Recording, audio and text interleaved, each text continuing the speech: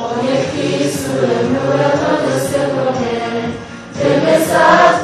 À l'école pédagogique de Kabarore à l'est du Rwanda, avec Inès Lopez, volontaire de l'Organisation internationale de la francophonie, les élèves apprennent la lecture à l'aide d'une chanson, un moyen de motiver davantage les apprenants, comme l'affirment les volontaires de l'OIF.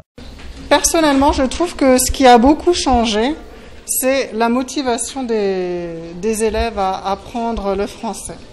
Quand on est arrivé, en fait, tout le monde trouvait que le français est difficile, c'est une langue difficile à apprendre.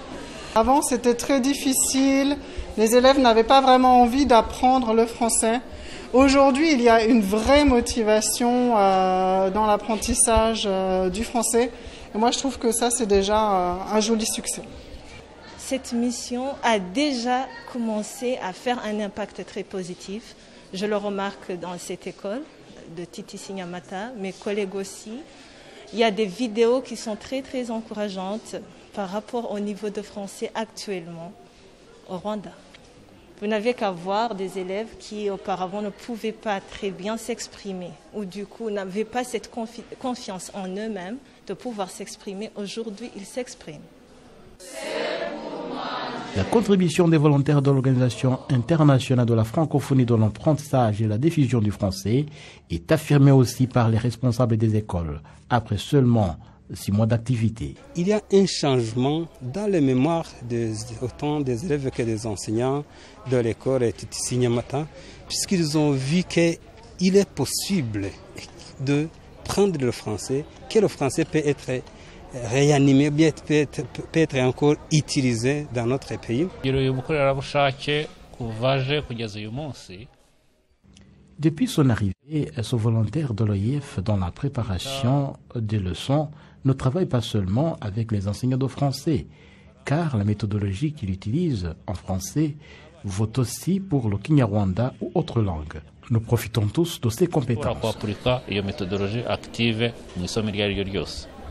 Le directeur du département chargé du développement et de la gestion des enseignants au sein de l'Office rwandais de l'éducation de base estimait que ce service des volontaires de l'Organisation internationale de la francophonie permettra au pays de se doter des enseignants suffisamment outillés pour la diffusion du français au Rwanda. Le OIF aujourd'hui nous a envoyé un groupe d'enseignants, 24 enseignants aujourd'hui, pour renforcer la langue française dans nos écoles. Tout ce que nous attendons de nos volontaires, de nos enseignants volontaires, c'est bien sûr de renforcer la langue française. Nous attendons de nos volontaires de renforcer, de créer des clubs dans nos écoles, là où les enfants peuvent parler le français.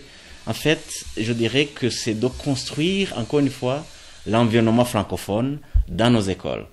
Dans ce même volet de la coopération éducative, l'ambassade de France au Rwanda appuie les initiatives de diffusion du français dans le pays. C'est le cas du projet de renforcement de l'acquis du livre dans les écoles par l'Organisation de la presse francophone au Rwanda, OPFR en sigle. L'ambassade de France au Rwanda a appuyé l'OPFR dans le lancement de revues scolaires dans la ville de Kigali. C'est un projet que nous souhaiterions à étendre dans tous les pays. Initier les enfants à la culture du livre, c'est très important.